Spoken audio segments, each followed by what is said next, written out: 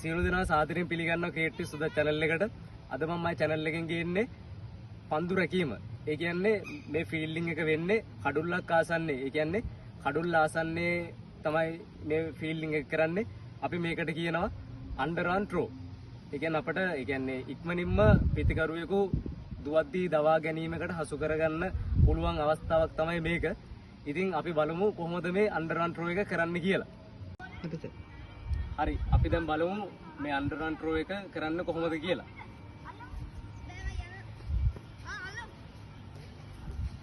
ඒ කියන්නේ අපි මම ඉස්සෙල්ලා කිව්වාගේ කඩුල්ල ආසන්නයේදී තමයි නැත්නම් විකට් එක ආසන්නයේදී තමයි මේ ෆීල්ඩින් සෙෂන් එක අපි කරන්නේ. ඒ කියන්නේ අන්ඩර් ත්‍රෝ එක කරන්නේ. එතකොට දැන් ඔයාලට පේනවා ඇති මේ බෝල් එක විකට් එක ආසන්නයේ තියෙන්නේ. ඒතර අපි පළවෙනින්ම කරන්න ඕන දේ තමයි අපි බෝලේ අපේ ළඟට එන්න කලින් අපි බෝල් ළඟට එන්න ඕනේ. එතකොට මේ බෝල් ළඟට ආවහම අපි මේක අපිට හුරු. ඒ කියන්නේ අපිට හුරු අත පැත්තෙන් තමයි අපි මේ ත්‍රෝ එක කරන්නේ. එතකොට අපි අනිවාර්යෙන් මේකෙදි ඉස්සලා කරන්න ඕන දේ තමයි අපේ මේ හුරු අත පැත්තේ තියෙන කකුල.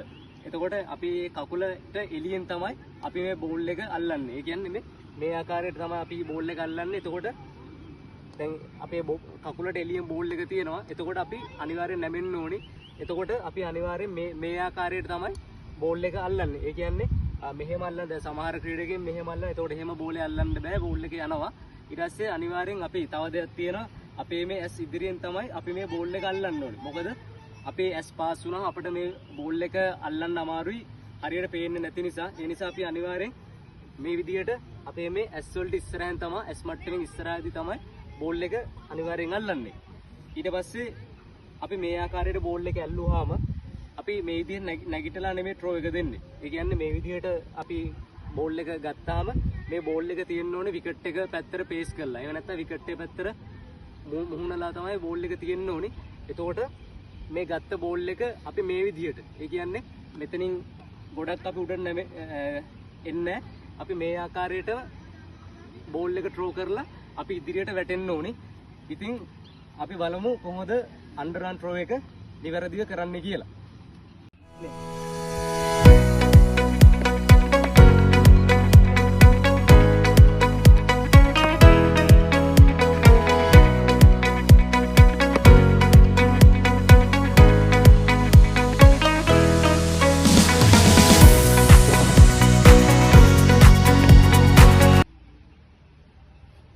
හරි ඔයාලා දැක්කා අන්ඩර් ත්‍රෝ එකක් කොහොමද හරියට කරන්නේ කියලා. ඒ කියන්නේ මම කලින් එකින් එක කියා දුන්නා කොහොමද අන්ඩර් ත්‍රෝ එක හරියට කරන්නේ කියලා. ඉතින් මම හිතනවා ඔයාලා අන්ඩර් ත්‍රෝ එක ගැන නිවැරදි දෙයක් හරි දෙයක් ඉගෙන ගන්න ඇති කියලා.